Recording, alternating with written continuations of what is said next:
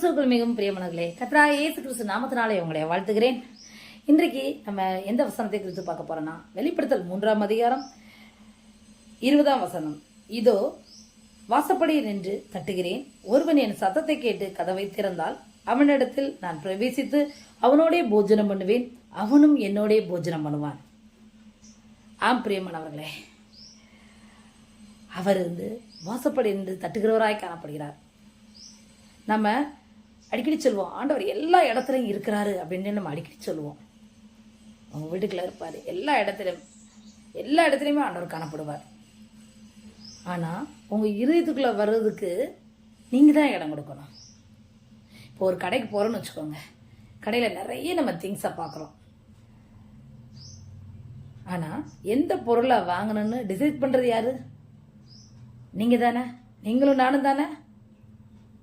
அப்போ ஆண்டவர் உங்கள் இதயத்துக்குள்ள வரணுமா வேண்டாமான்னு முடிவெடுக்கிறது யாரு? நீங்க தான்.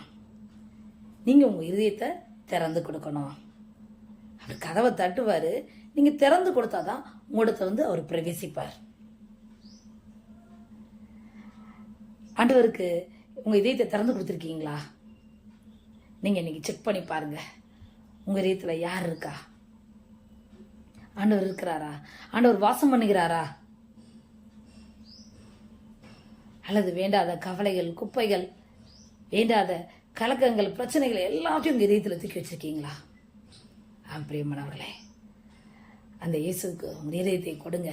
அவர் உங்களோடு பிரவேசிப்பார், உங்களுக்குள் பிரவேசிப்பார், உங்களிடத்தில் வாசம் பண்ணுவார். ஆமென். நீங்க இடம் கொடுத்தா மாத்திரம்தான் ஆண்டவர் உள்ள வர முடியும்.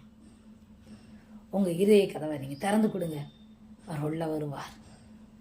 உங்க குடும்பத்தின் எல்லா காரியங்களையும், எல்லா குறைவுகளையும் அவர் சரிபடுத்த வல்லவராய் இருக்கிறார். ஆமென். அந்த இயேசுவை நம்புங்கள், விசுவாசியுங்கள், ஏற்றுக்கொள்ளுங்கள். அவர் கரத்திலிருந்து அற்புதங்களை பெற்றுக்கொள்வீர்கள். ஆமென்.